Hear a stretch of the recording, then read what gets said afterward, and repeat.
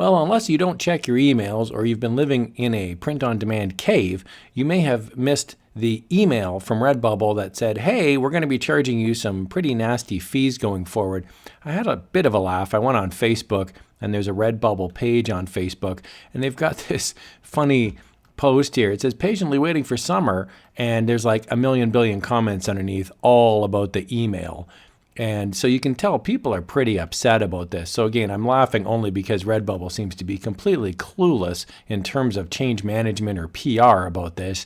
Nobody really cares about your summer design. They want to talk about fees. Well, that's what I'm going to do in this video. I'm going to give you some alternatives, specifically 10 alternatives to Redbubble. And I want to be very clear, these are not just other print-on-demand sites. So these are going to be big picture ideas. If you want to take stock of your life and the amount of time and energy that you're spending in print on demand in general, you might have better success in these other avenues. Okay, so as we jump in, option number one is other print on demand sites, but it's only going to be one of the 10 alternatives here. So I've got TeePublic, for example. You may want to check them out. Now I want to point out every single one of these options has downsides to it. So in the case of TeePublic, one of the downsides is sometimes they'll set up your account, but they won't activate your t-shirt in search. It's super annoying, and there's really no point in proceeding if that's the case because your t-shirt can't be seen when you're Googling t-shirt designs. So you just want to double check that it's in search. Another option is Society6. You could always sign up for them. The one thing I don't like about Society6 is when you upload a design, it's a ton of work because they just simply have so many different products. And not every design is going to translate onto, for example, a backpack versus a bath mat. However, I do like how many different products there are in Society6. You just don't have to activate them all.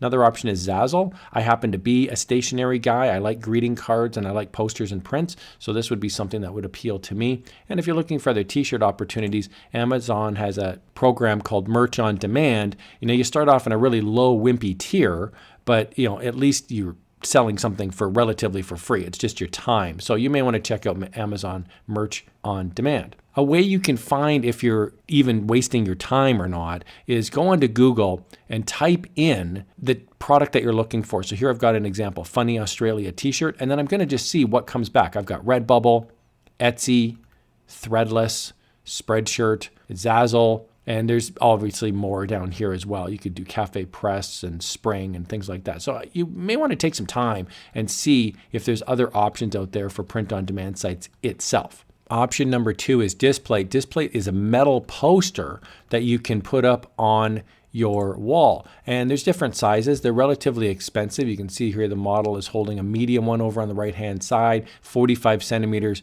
by 32 centimeters. If I pick another one, you may see it pop up with different sizes. Here's medium, large, and extra large is actually pretty expensive. It's about $149 US. I sell a lot of Displates, and I can say with confidence that if you can get accepted, there's certainly options for you to actually make some money on here. Now you need decent graphic art skills. You can't sell trademarked items, but I will say there's lots of public domain options, for example, maps, and you could upload lots of different map designs, and you can see there's, in addition to the licensing stores that Displate has like Star Wars and Marvel, you can do all sorts of public domain options as well. Option number three is low content books.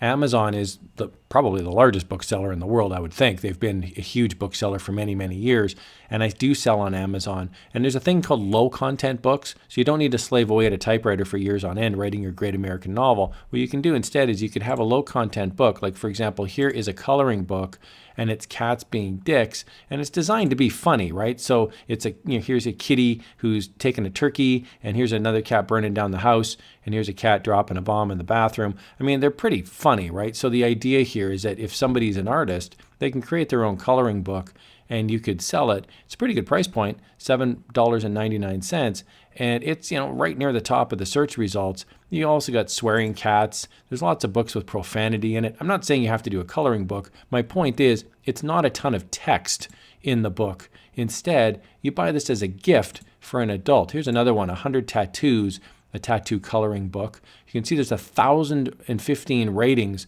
which means it's a lot of sales. Here's another one. This one's Farting Animals. This is a high-class video courtesy of Zen Watercooler. Here's the Farting Animals coloring book. You can see here for $6.97, you can get hours of entertainment doing a coloring book featuring animals with flatulence. So my point is, there's a lot of opportunity on Kindle Direct Publishing, which is Amazon KDP, and there's really no limit in how much you could upload. Now, it takes more time to upload a book.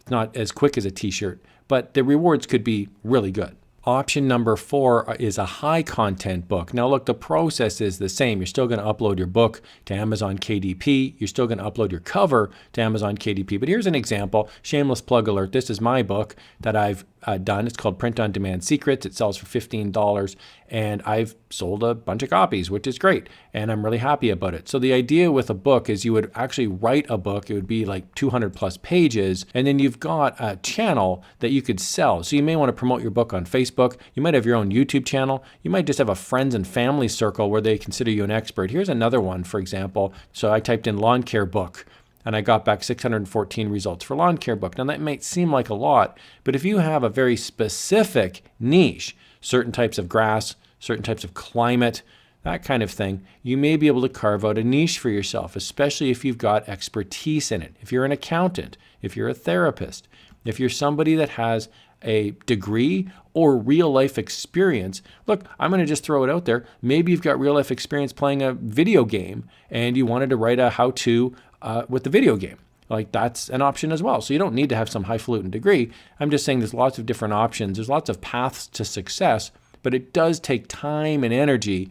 Writing my book, my Print on Demand Secrets book, that took me a few months in the evenings, basically writing out kind of everything I know about print on demand to date, right? So I would love to write another book in the future. It takes a lot of time, a lot of energy, but it's really rewarding too. Option number 5 is to forget about selling physical products and to sell illustrations, mock-ups, SVG files, vectors, fonts. You could sell digital products on a site like Creative Fabrica. So when I scroll on down to the very, very bottom here on Creative Fabrica, right at the very bottom, there's a link and it says Open Store. It's right there. So when I click on Open Store, there's an option here for you to open your own shop. So what you're essentially selling is a zip file that contains any of these types of files. I want to point out these are not just t-shirt designs. There's all sorts of things on here. Just as an example, I'm going to pick one completely at random, graphics, teaching materials. So if you have an interest in helping the future generations, check these out. These are worksheets, activity books, all sorts of cool things that kids can use. And if you're familiar with education, you'll know there's different grades, there's geography, there's English, there's all sorts of different things. So yes, there are lots of things for sale on Creative Fabrica. There's 13,000 results here.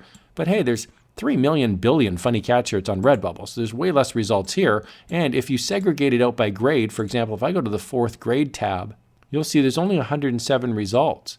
There's a massive opportunity here on Creative Fabrica if you're an author and an artist and you want to create different teaching materials for kids. That's just one of many, many different options here on Creative Fabrica. So I'd highly recommend researching them in more detail.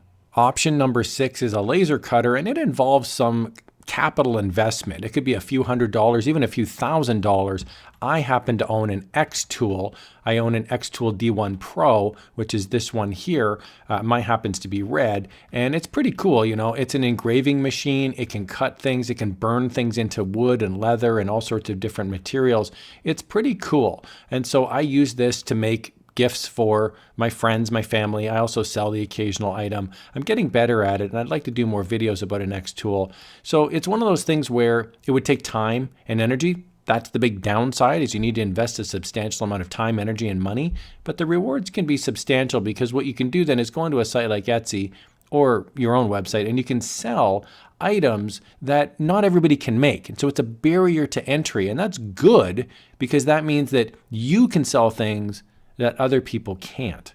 And by the way, shameless plug alert, on my other channel called Crafty Stacks, I've actually got a walkthrough of how I use the X tool to make this design, and I put it on a piece of wood. It's pretty cool. So check that out if you're interested. Option number 7 is a 3D printer. Now these things can be really expensive, or you can actually get some pretty inexpensive options as well. You do need to buy the actual medium that you're going to be making. So just as an example, I'm going to pop this one open.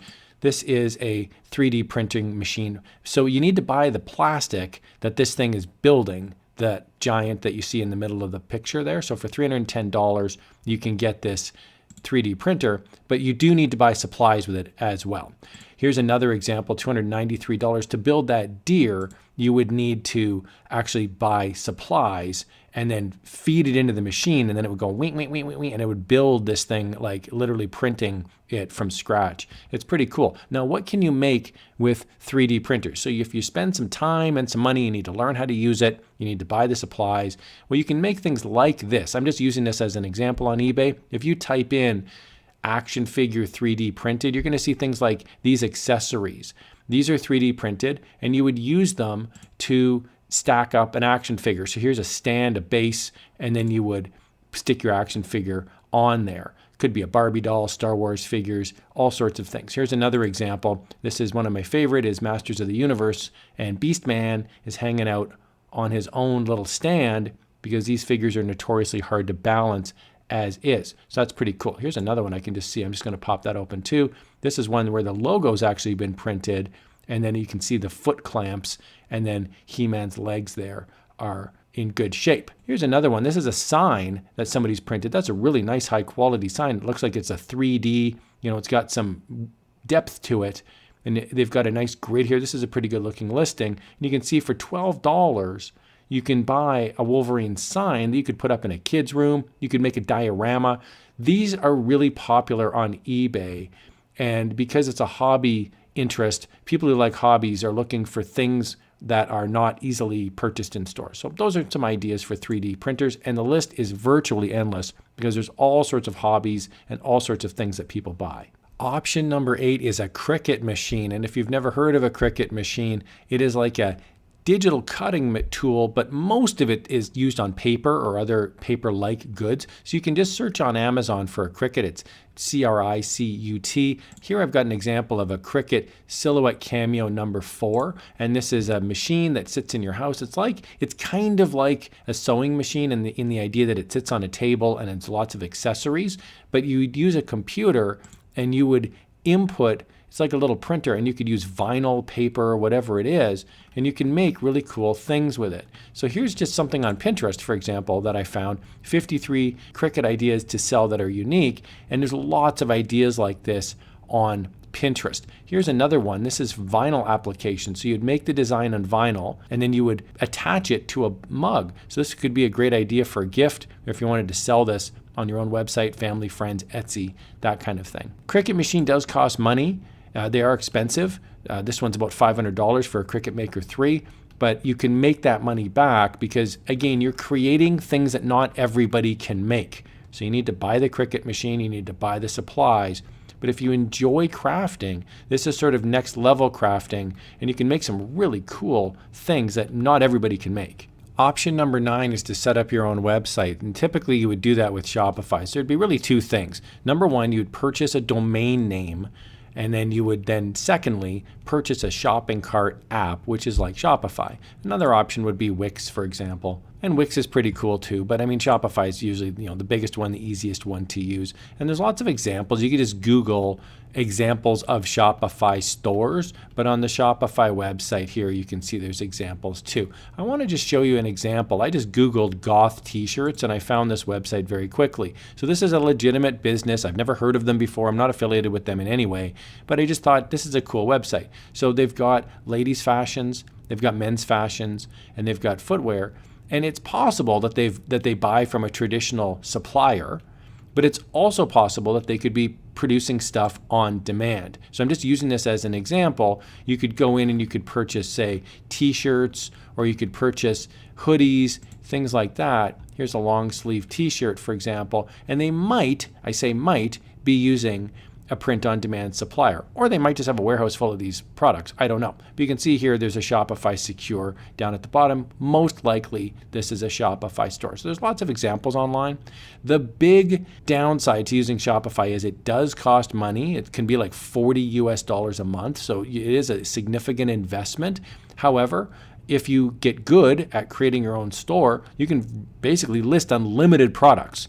So imagine if you spent 3-4 hours a week on your part-time business, within a couple of years, you could have hundreds and hundreds and hundreds of products, maybe even thousands of products set up on your store, and you could sell 1, 2, 10, 20 products a day. as you sell them, of course, your print-on-demand supplier like a Gelato or a Printful is fulfilling these orders. You need to be in charge of the customer service piece of it. You can't just upload a few designs and let the world take over like the way Redbubble does. You need to own this platform, and that means that you become the equivalent of Redbubble. You need to interact with the customers. I did want to point out that if you have your own website, you could also sell digital designs as well. The beauty of digital designs is that people can just download them instantly. So here's a bunch of files that are freebies. They're on a site here called Craft House SVG. And when I go up to the top and I just click on the main one, they've got deals, they've got $1 SVG files, they've got some bundles, they've even got a lifetime membership. So this is something where you would not necessarily join this site and sell. What I'm suggesting is you would set up your own website like this. You'd buy the domain name, whatever your domain name is, which is up at the top here. You could have larrysSVGstore.com, and then you would list your items on a website, and then people would purchase them directly from you. Option number 10 is selling on Etsy. If having your own website sounds like too much work and working on a site like Redbubble sounds like not enough creative control, Etsy might be a nice hybrid option because you can open up a shop and you can really personalize your shop and you can sell different products using a print-on-demand supplier. However, Etsy has great search engine optimization. So here's an example of digital things that you can sell on Etsy. So you can sell both digital designs and physical design. So here's just an example, Canada SVG digital download. I click on that and we can see here, this site, DigiPix Art, is a shop. They've made 5,200 sales. So even though the price point is low, that's a lot of money when you look at it on the whole. You can also search for things that you think might be good sellers. So for example, hipster funny t-shirt. And when I look at this, I picked this one here, Oz t-shirts, and they've made 126,000 sales. Now you can imagine this is a lot of work because you're handling customer complaints, returns, you're using print-on-demand suppliers like Printful, Printify, that kind of thing. But the options really can be hugely scaled up. If you're serious about starting a business, but you don't want to invest hundreds and hundreds of dollars out of the gate, you may want to set up a small Etsy shop and see how it goes. And then you can always then bite the bullet and jump in full and say, okay, now I'm going to purchase a Shopify store and I'm going to have a 2-year window. I'm going to commit to like a $2,000 buy-in. I'm then going to spend time, energy, and money making a business work. And that's really what some of these options are. Some of them are high investment, some of them are low investment, and there's positives and negatives to both. I really hope you found this video walkthrough helpful. It's always fun to brainstorm, and I don't want you to get down about the Redbubble email. Even though the fees are annoying, there are lots of options. It's a huge world out there. And just remember, if you're talented and hardworking, the world will provide you with a path to success.